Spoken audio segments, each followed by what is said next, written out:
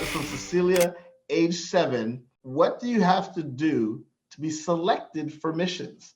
And I love that question, because if I can add a little bit to that question, talk about the fact that there are a lot of astronauts that actually don't necessarily go up in space. Or people think that that's all we do is go to space because we're astronauts. But I've been here for 20 years. And, I've gone to space for about a year. The rest of the time, we're training, getting ready, supporting each other, working on the next project, providing our expertise to make sure the next guys can get ready to go to space. So there's a lot that goes on that we're actually not flying in space. We look at people's background and what they're good at, how they contribute. We also try to meld people together to make a good team.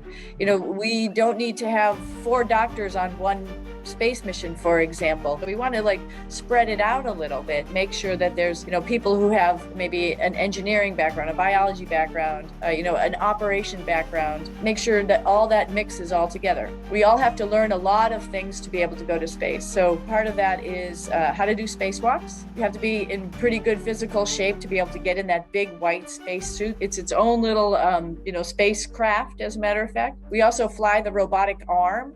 That is like a big crane, but it has hand controllers just like an airplane. And we have to learn how to do that. And that takes a little hand-eye coordination and some skill and some practice. So then you also have to make sure, I mentioned physical fitness for your spacewalking, but also physical fitness to make sure your body is ready to make that big adaptation to living up in space. Part of that is also knowing how to use the physical fitness equipment that we have up there. We have a treadmill, we have a bicycle, we have weightlifting equipment, all of that to help with the bone density and our muscle mass to keep us normal human beings. Not to mention, there's a little bit book learning too. You have to learn how your spacecraft works, how you fly the spacecraft, how the computers work, how to fix all that stuff. Also, in case it breaks, because we can't call the repairman up there, we have to do it ourselves.